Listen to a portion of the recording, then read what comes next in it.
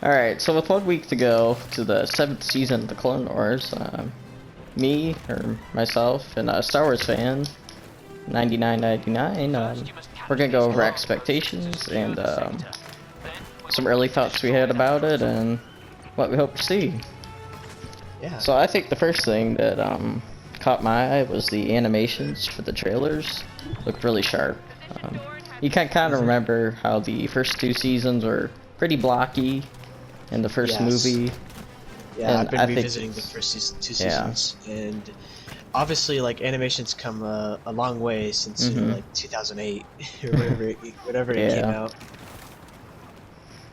Yeah, I just thought like the Ahsoka looked pretty good. I think the hair effects and the models for the hair was pretty sharp too. So I think it's kind of nice that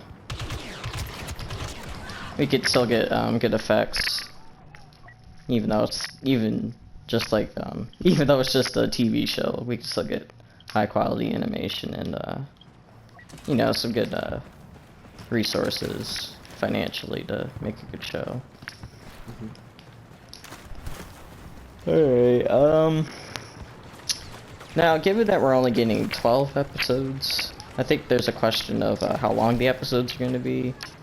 Back when they're full-length seasons, the episodes are 22 minutes runtime each, so are we going to get longer episodes? Or it could be maybe 40 minutes. Yeah, like something like The Mandalorian. Yeah, so I'm kind of hoping we get longer episodes. Even 30-minute episodes I think would be pretty fair. I mean, I don't think we're going to get full episodes like The Mandalorian, but I hope a little bit more runtime for the episodes for our final season. That'd be nice. Okay, so I think the biggest start we're going to get is going to be the Siege of Mandalore. So there's some thoughts about that. Yeah.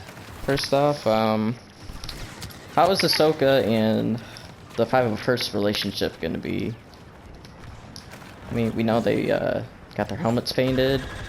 Yeah, the new sort of design. Yeah, but then we're going to see Order 66, so how's that going to play out? Yeah, it's definitely this new season is going to fit like right into, like, sort of collide with sort of Revenge of the Sith. Mm-hmm.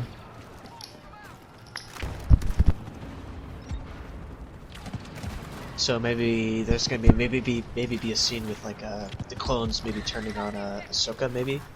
Yeah, I think that could be cool because you know in the movies it was pretty. Wasn't really much to see.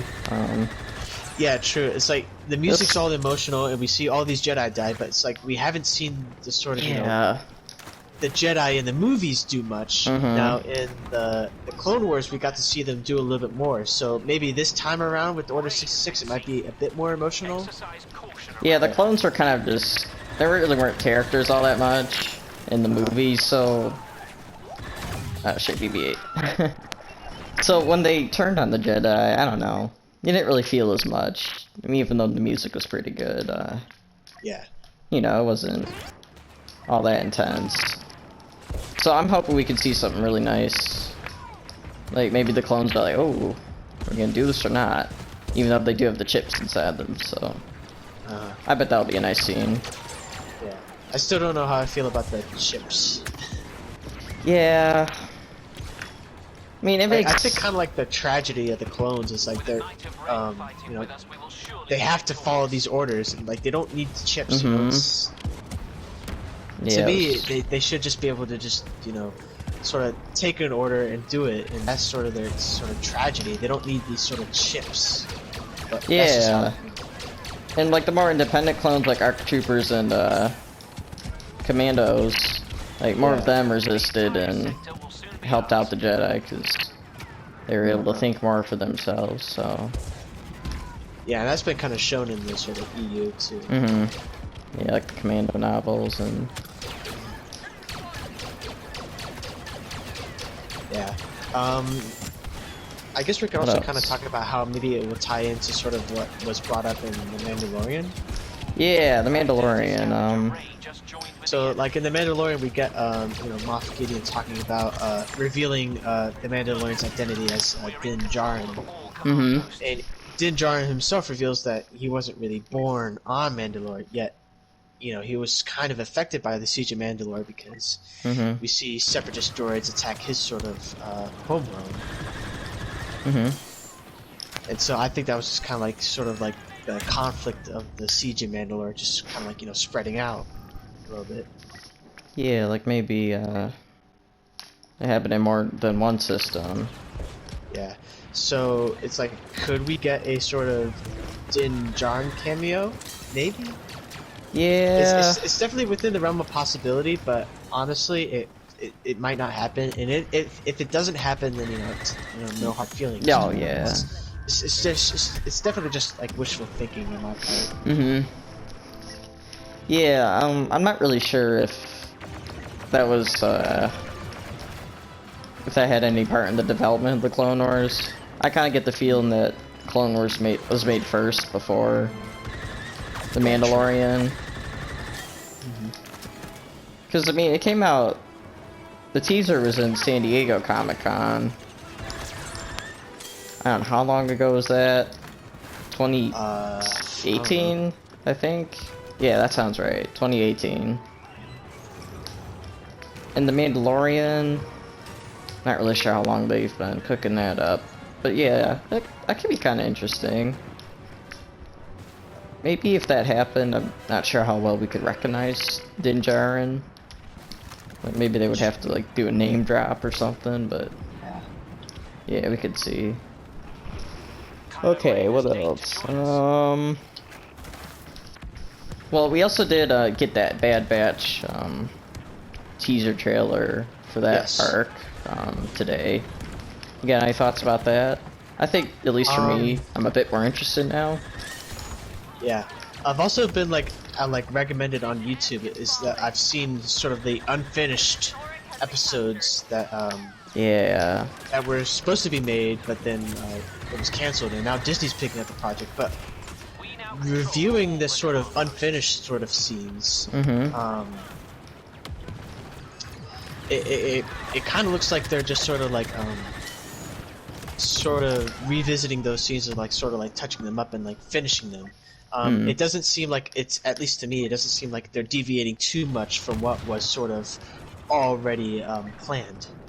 Yeah. That kind of makes sense. As I was watching this sort of episode, like this unfinished episode on YouTube, like I heard some of the sort of same voice lines, like word for word. Really? Yeah, that was used in this unfinished episode. That was also used in the sort of teaser for Clone Batch 99. Interesting. Yeah. Yeah, I do, I do remember that one of the arcs was supposed to be, Echo is actually still alive, he didn't blow up.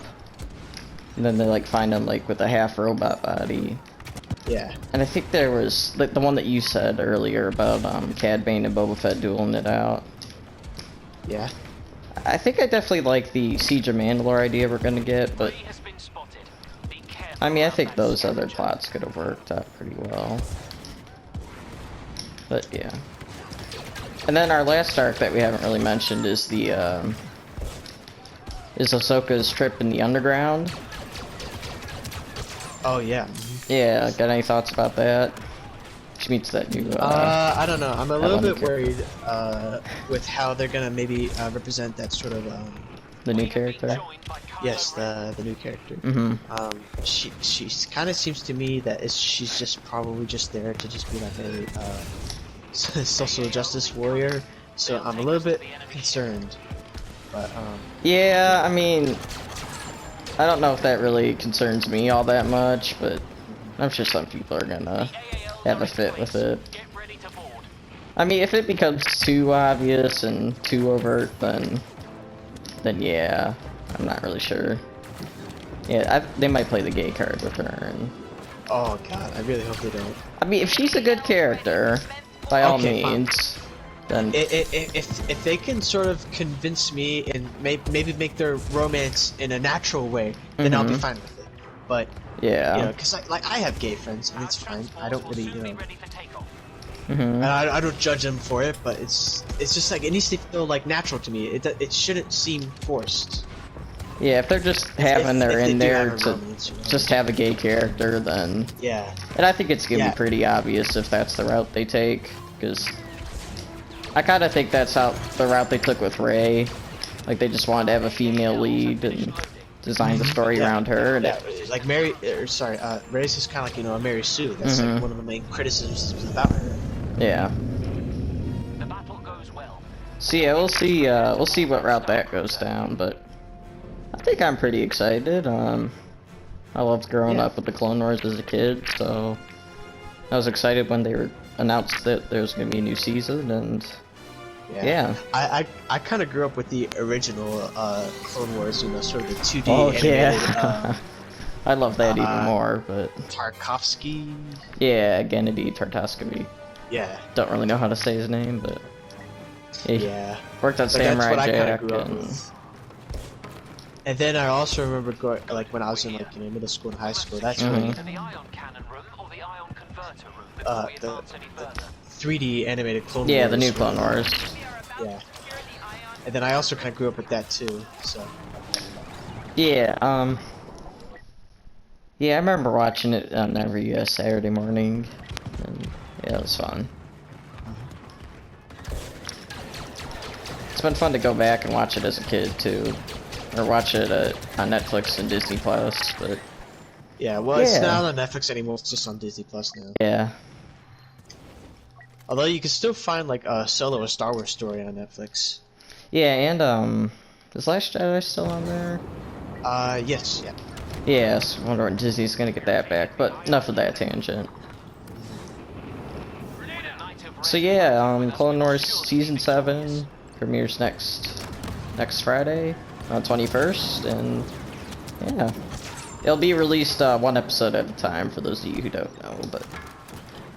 Yeah, it's kind of disappointing and maybe a little bit greedy on Disney's part, but whatever. That's just to keep the subscriptions up, but... yes, but it also gives us time to sort of digest and analyze. Oh, definitely, yeah. That'll be fun to look it over and not spoil the ending. So yeah, we'll be doing individual episode reviews if you want to check back for those. And do you have any other thoughts? No, not any that I can think of right now. All right then, thanks for watching, and see you next time. See you guys later.